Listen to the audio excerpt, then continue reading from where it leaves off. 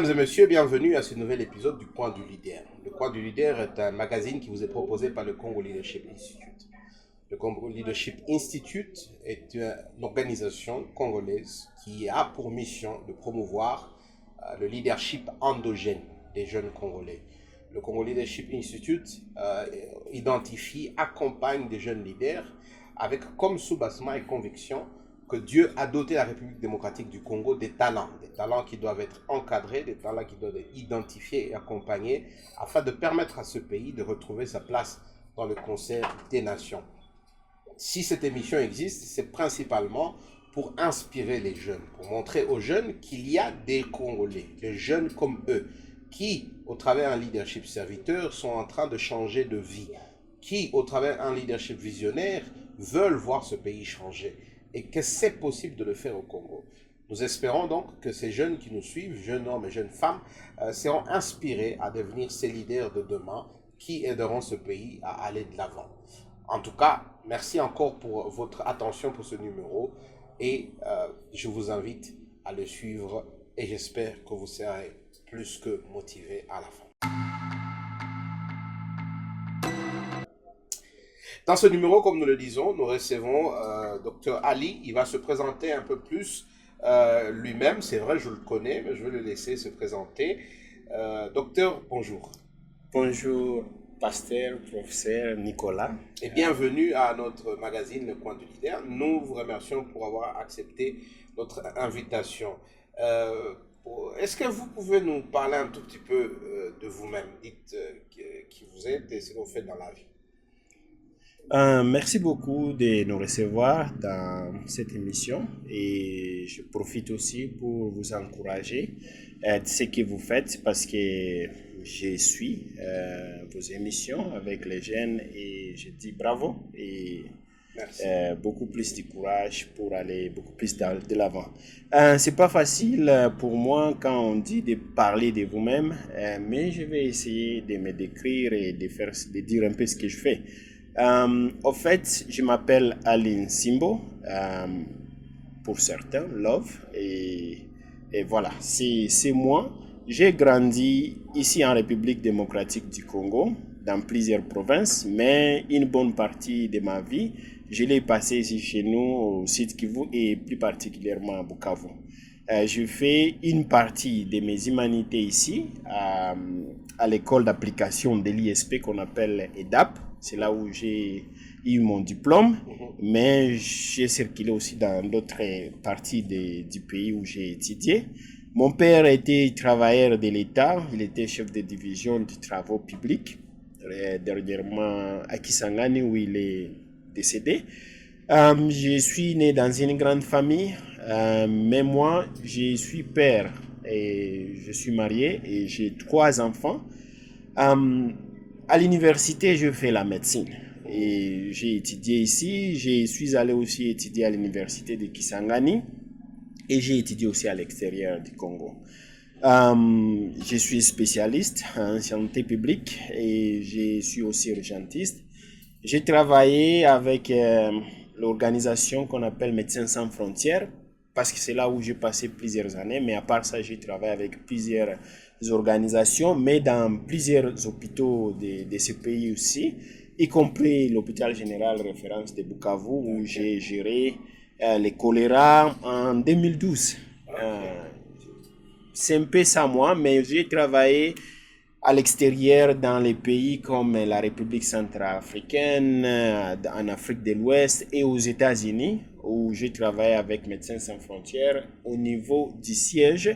Et je suis le premier Africain et noir à siéger comme membre du conseil d'administration de Médecins sans frontières, que j'ai démissionné pour faire mon propre chemin. Merci beaucoup, docteur. Je dois dire, vous avez oublié une chose. Voilà, pour ceux qui nous suivent, moi je suis un amateur du café et le docteur, il est aussi dans le café. Il nous a amené un peu de café pour cette émission. Vous êtes lié à Bazima Coffee. Bazima Coffee. Est-ce que vous pouvez nous parler un tout petit peu de ça? Et surtout pour nous qui aimons le café et ceux qui nous suivent. En fait, c'est une petite histoire pour arriver à Bazima. Mais en réalité, en tant que médecin, J'ai travaillé dans les hôpitaux, donc j'ai soigné des malades, des milliers. Et parfois, j'ai vu des défis que l'on ne peut pas relever en tant que médecin.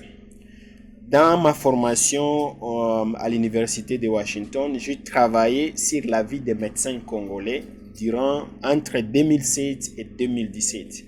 Quelle était leur vie? Et j'ai une partie de mes résultats a prouvé que 45% des médecins sont des chômeurs. Et moi, je me suis dit qu'il fallait faire quelque chose. C'est de là où j'ai créé l'organisation qu'on appelle Wakongo, qui est une organisation médicale, mais aussi une organisation de santé publique. Mais la réalité aussi, ici chez nous, on parle trop de financement. Moi, je fais les cafés pour éviter de ne pas toujours commander les gens de financer les activités que je fais. Donc, une façon de financer les activités que je fais, c'est dans les cafés. Voilà pourquoi je vous encouragerai de consommer les cafés Basima parce que ça nous aide à relever les défis de santé publique, mais aussi des défis médicaux. Voilà. Alors, avant que je n'entre là-bas, donc Basima est un produit de Wakongo. Wakongo, vous êtes le directeur, je crois, de l'organisation Wakongo qui a plusieurs activités. Et le concept, si je vous comprends bien, c'est de dire, au fait, il faut que les Congolais se réveillent. Le Congo ne va pas se développer nécessairement avec des capitaux étrangers. Il y a beaucoup d'opportunités locales. Et si nous pouvons utiliser ces opportunités locales pour générer des fonds locaux, et ces fonds seront maintenant mis à disposition pour des projets humanitaires, pour des projets de développement. Je crois que c'est ça la philosophie. C'est donc une philosophie d'autoprise en charge. Est-ce que je suis correct dans ce que je... Oui, exactement. Vous êtes correct parce que moi, j'ai dit que ma vie, je travaille dans les organisations humanitaires qui demandent des fonds aux gens et je vis des limites, parfois pour demander de l'argent. Alors moi, je cherche quelles sont les opportunités qui existent dans notre pays que nous pouvons développer et valoriser de manière à ce que nous ne pouvons pas seulement supporter les activités, mais aussi que nous trouvons sens à notre vie. Et je pense que les cafés, c'est un domaine dans lequel nous avons essayé d'œuvrer, nous avons pensé qu'il y a une potentialité là-dedans en transformant les cafés. Nous générons des revenus ou nous pouvons générer des revenus qui peuvent maintenant aider la philanthropie. Donc, travailler, transformer et avoir des revenus qui peuvent aider. C'est juste là le concept. C'est un concept nouveau, docteur. Beaucoup de gens ici, beaucoup de jeunes sûrement qui nous suivent, ils vont vous dire, j'ai un projet mais je n'ai pas de financement. J'ai un projet mais je n'ai pas de financement. Comment vous êtes arrivé à cette réflexion? Et qu'est-ce que vous diriez à ces jeunes qui prétendent avoir des projets mais qui n'ont pas de gens pour les financer? Dans cette même optique d'autoprise en charge, dans cette même optique d'exploiter des opportunités qui vous permettent de créer des activités génératrices de ressources, non pas nécessairement parce qu'on veut avoir de l'argent, mais parce qu'on veut redistribuer ces ressources à la société et résoudre des problèmes de société. Déjà, quand un jeune ou une personne a une idée, c'est un point de départ. Mais l'idée ne suffit pas. Il faut la transformer de manière pratique, l'appliquer. Et on ne doit pas attendre que tout soit en rose pour commencer. Donc, je dis tout simplement, si un jeune a une idée et que vous voulez faire quelque chose, essayez. Commencez d'essayer dès aujourd'hui avec les petits moyens que vous pouvez avoir. C'est à ce moment-là, parce que des fois, pour être vu, il faut faire quelque chose. C'est en faisant quelque chose que d'autres personnes peuvent vous voir et peut-être vous élever ou venir vous appuyer. Et appuyer ici, moi, je ne vais pas dire donner de l'argent ou donner des moyens, mais peut-être acheter les produits que vous faites. Mais si vous ne produisez absolument rien, c'est trop difficile. Alors, moi, j'encourage tous les jeunes qui ont les idées et passons à l'action. travaillons, essayons de transformer. Je sais, bon, les gens peuvent dire, mais si je vous raconte en détail, je sais que ça va faire, on n'a pas du temps pour aller dans les détails, mais nous aussi, nous avons essayé à zéro, à partir de rien, et nous essayons de produire quelque chose. Et sur base de ça, on peut aller un peu plus loin. Donc l'idée, c'est bon, mais pratiquons. Idée, exécution. N'hésitez pas de commencer à partir de rien, parce qu'en fait, ce sont les idées, c'est l'idée qui attire les moyens. Les gens payent pour des services, les gens payent pour le moyen. Non, parlons un peu de votre transition de médecin à entrepreneur. Est-ce que c'était toujours en vous, ou bien qu'est-ce que vous avez trouvé de difficile? La raison pour laquelle je mets un accent sur l'entrepreneuriat, c'est parce qu'au fait, beaucoup de médecins, vous l'avez dit, votre étude, 45% de médecins sont chômeurs. Et c'est vrai, au quotidien, vous marchez, vous trouvez des jeunes médecins. Il dit, mais je ne travaille pas, je n'ai pas de travail. Il dit, mais bon, écoutez, ça me surprend un peu. Qu'est-ce que vous diriez à des jeunes comme ça? Sur base de votre propre histoire, quelles sont les choses sur lesquelles ils doivent se focaliser? Quelles leçons leur donneriez-vous? Ou conseils? Vous ne prenez pas dire leçons. Je pense que pour moi, d'abord, je peux dire à moi, il y a une idée entrepreneuriale depuis peut-être le bas âge. Vous savez, si mon père était fonctionnaire, était chef de division, il y a des moments où la vie était très, très bien, mais il y a les moments où la vie n'était pas assez rose. Mais on avait l'avantage que mon père avait cultivé une plantation on avait une plantation de palmiers à Will, à Kisangani.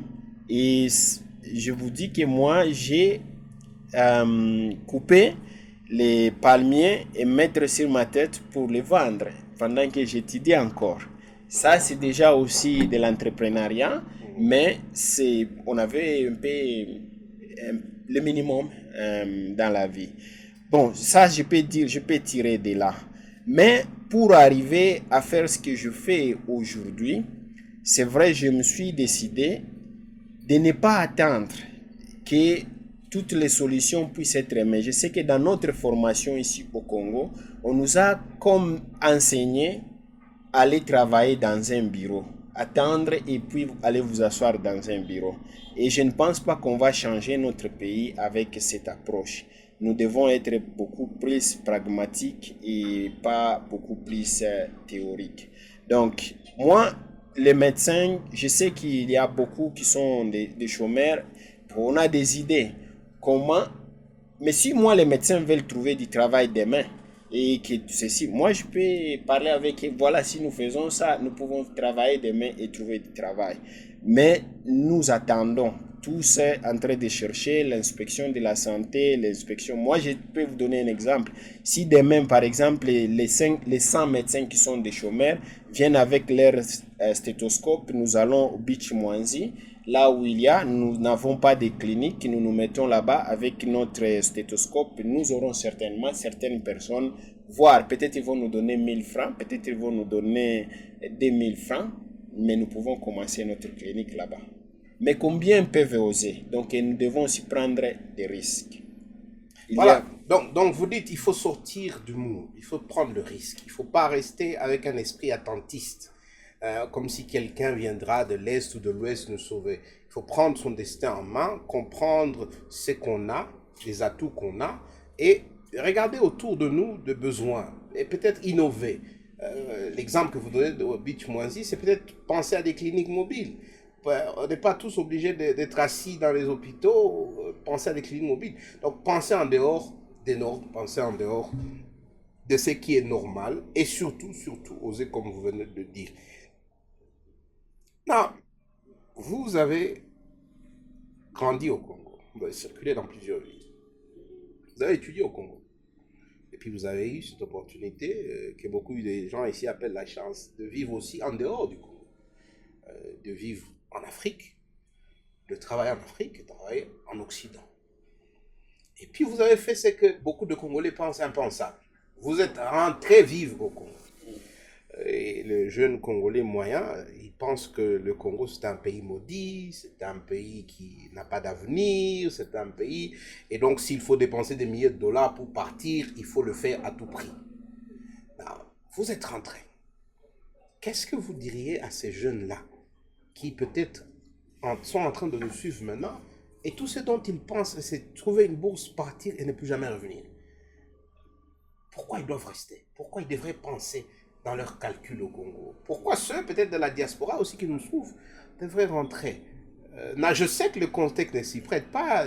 On parle de guerre, on parle de corruption, on parle de mauvaise gouvernance, mais pourquoi vous êtes rentrés, vous? Pourquoi vous avez décidé d'amener femmes, enfants, d'investir, de mettre vos racines dans un endroit qui, en théorie, tout le monde veut fuir? Merci beaucoup. Je pense que, quelque part, moi, j'aime chez nous. Ça, c'est une chose. J'aime ici chez nous. J'ai grandi dans notre bout, dans notre ceci. Mais je connais que mon grand-père me disait ceci. Votre paradis, c'est là où vous êtes. Donc, vous pouvez transformer là où vous êtes pour faire votre propre paradis. Et moi, je le voyais toujours faire de la propreté chez lui, etc. Ça, c'est un fait qui est resté à moi, qui m'a poussé un peu aussi à revenir chez moi. C'est vrai que je suis allé, ce n'est pas à revenir que tout est rose, mais il faut commencer quelque part et essayer de poser les... C'est vrai que si on améliorait l'environnement pour retenir ceux qui sont ici, moi je dirais qu'on puisse retenir les gens, donner, parce que nous devons encourager les gens à rester en créant les conditions pour qu'ils puissent rester. Parfois, les conditions présagent et poussent les gens de partir. Mais je dirais, bon, là aussi, ce n'est pas tout est rose. Il y a les hauts et les bas, mais il y a des choses qui ne sont plus un problème, que nous faisons aussi comme problème aujourd'hui. Mais quand nous avons certaines connaissances, parfois nous nous disons, moi je me suis dit, je vois ça, pourquoi pas chez nous? Et moi je peux vous dire, chaque fois que je suis aux États-Unis, c'est là où je vais le plus souvent, j'entends trois sons. Les sons de l'ambulance, les sons du camion de la police et les sons des camions de transformation de déchets. Chaque fois, j'entends ça. Et moi, je me suis dit, ok, ce sont les sons qui cadrent aussi avec ce que je suis. Je me dis, ok, est-ce que ce que les gens font ici, on ne peut pas le faire chez nous? Voilà, c'est ce que tout le monde qui est à l'extérieur devait toujours réfléchir. Parce que chez nous, c'est toujours chez nous. Ça peut être mauvais, ça peut être ceci, mais moi, je ne pense pas que ce pays est maudit. Ce pays est béni. Nous avons des richesses qui rendent d'autres pays très riches. Pourquoi pas nous? C'est ça. C'est à nous de saisir. Nous ne devons pas regarder seulement la partie qui ne marche pas, mais regardons aussi la petite partie. Parce que, bon, ici, je pouvais dire, un beignet peut avoir un trou là à l'intérieur, mais si nous ne voyons que les trous, on va oublier qu'on peut manger aussi ce qui est autour de ces petits trous. Il y a des opportunités ici. Saisissons, battons-nous, travaillons sur ces points que nous pouvons. Si nous n'arrivons pas à tout faire, il y a les gens qui verront et nous allons constituer des références pour les autres. Nous avons un peu une malchance, excusez-moi de dire ça, parce qu'on n'a pas trop de références, mais ça ne dit pas que nous ne pouvons pas créer des références. Essayons de travailler ensemble. Moi, je suis parmi les gens qui croient que nous pouvons poser des petits gestes, que ce soit pour inspirer d'autres de faire mieux que nous ou d'aller plus loin que nous. Ce pays n'est pas maudit. Ce pays a des opportunités, ce pays a de la richesse. Mais apprenons de tous ces gens qui viennent s'enrichir chez nous pour que nous puissions aussi produire des richesses. Voilà ce que je dirais. Oh, merci. En fait, on a tourné quelques émissions avec des gens et vous avez dit quelque chose. Mais si les autres quittent chez eux pour venir chez nous, pourquoi nous on doit penser qu'il n'y a rien ici? Et le mot opportunité revient encore. Ce pays a des opportunités, peut-être qu'on ne les voit pas, mais les autres les voient. Et puis, une chose aussi que vous avez dit et que j'ai aimé, il faut aimer ce pays. J'aime toujours le dire, Dieu n'est pas bête de nous avoir créés Congolais. Ça peut être quelque chose qui nous semble lourd maintenant à comprendre. Ça peut être quelque chose qui nous semble une sorte de défaveur. mais sûrement que Dieu ne l'a pas fait pour notre mal.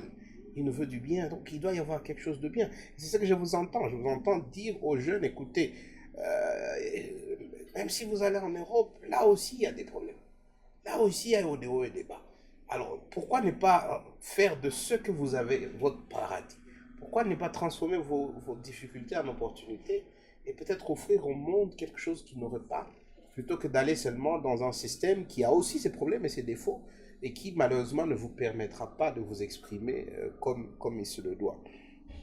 Euh, non, le but de cette émission encore, c'est pas vraiment d'aller en détail, mais c'est donner des grandes leçons, c'est de parler aux jeunes, c'est de les inspirer, de par votre expérience en tant que médecin. Vous avez étudié ici, vous avez travaillé en Afrique, euh, vous avez été membre du conseil d'administration de MSF, donc en fait, vous avez conduit au plus haut niveau et maintenant vous revenez comme un entrepreneur social avec des projets sociaux, mais le but c'est la transformation de la société.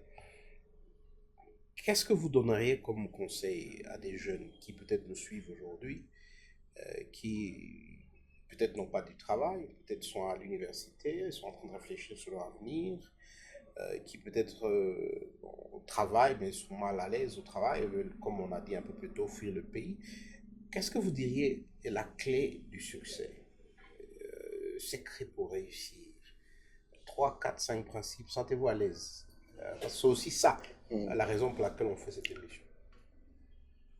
Euh, le, le succès, on dit seulement, pour réussir, ce ne sont que les gens qui travaillent continuellement sur un objectif de quelque chose qu'ils ont choisi et qu'ils aiment et qu'ils travaillent continuellement sur ça, malgré les échecs. Ça ne veut pas dire avant d'arriver au succès, ou parfois, il y a parfois des échecs.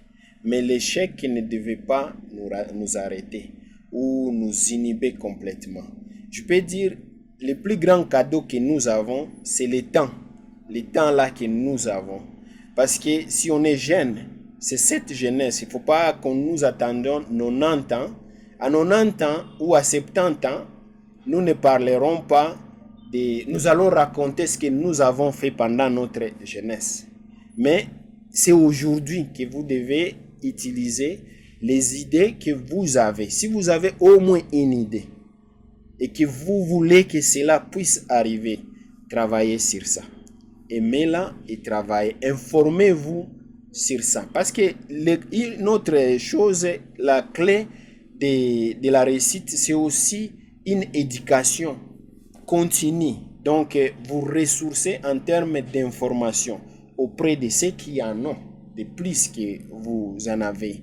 Donc, il y a l'ensemble de tout ça. Avoir une idée, c'est une bonne chose. L'appliquer le plus vite possible, ne pas attendre que les jours que les choses vont être bonnes. Travaillez à partir d'aujourd'hui sur votre idée. Cherchez les gens ou les sources d'informations qui ont l'information spécialisée dans les domaines que vous êtes en train de développer et continuez à vous ressourcer et à travailler sur ça. Un jour va éclater. Parce que et aussi la collaboration, la collaboration entre les personnes, entre les gens qui ont plusieurs idées et mettre ensemble ces idées, parfois peut amener au succès. Le travail, l'amour du travail, l'enthousiasme dans ce que nous faisons et l'humilité. Parce que aussi, réussir, c'est servir. Servir de manière complète ce que vous avez à votre portée. Il ne faut pas donner les gens moitié-moitié sans qualité et espérer à un succès ou à une chance. Il n'y a pas de chance. Il y a du travail dans ce que nous faisons et peut-être la réussite va suivre dans ce que nous faisons. Voilà ce que moi je peux dire. Je ne pense pas qu'on doit tous souffrir. Je pense que certains peuvent poser des jalons et que les autres peuvent profiter des jalons des autres. Mais vous ne pouvez pas profiter des jalons que les autres ont posés si vous ne travaillez pas, si vous n'êtes pas en train de... C'est ça, je n'ai pas de leçons, mais je suis là pour partager mon expérience de manière continue, pas tout simplement dans l'émission. Merci pour nous avoir donné cette fenêtre, mais notre travail de chaque jour, c'est le plus important. Merci docteur, merci pour ces leçons, ces conseils aux plus jeunes, et peut-être même, pas seulement aux plus jeunes, à tous ceux qui nous suivent, à tous ceux qui se sentent un peu bloqués le long du chemin. Et moi, je suis totalement d'accord avec tout ce que vous avez dit. Il faut travailler, un travail passionné, un travail excellent, un travail continu, prendre le goût du risque. Et j'espère que, comme on l'a dit au début de l'émission, le but de l'émission, c'est d'inspirer.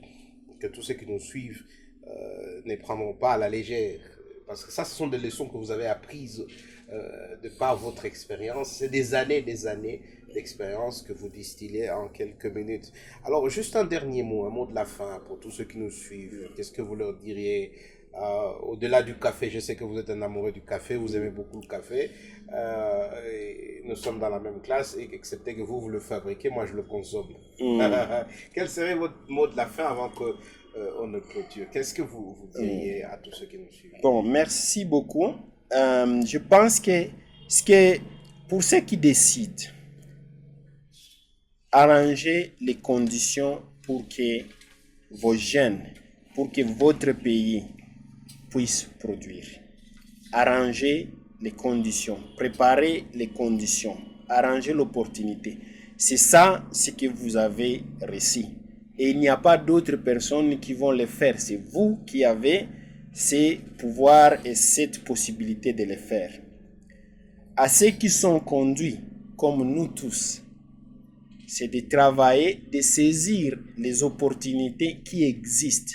Si un Libanais peut venir de chez eux et venir investir ici, l'argent qu'il cherche n'est pas l'argent des Libanais, c'est l'argent qui se trouve dans les poches des petits Congolais. Voilà. Donc, aux jeunes, aux entrepreneurs, de dire, apprenez de ce qui est bon, de ce que les Libanais, les Chinois ou les Européens ceci font, pour que nous puissions nous approprier, seulement pas nous plaindre tous les jours. C'est fini le temps de se plaindre, c'est maintenant le temps du travail, quelles que soient les difficultés.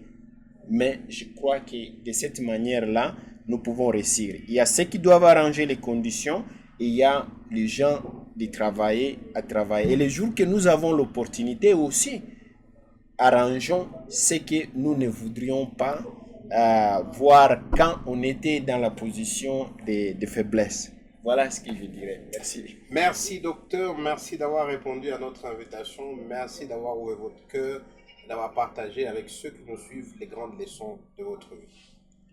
Merci beaucoup.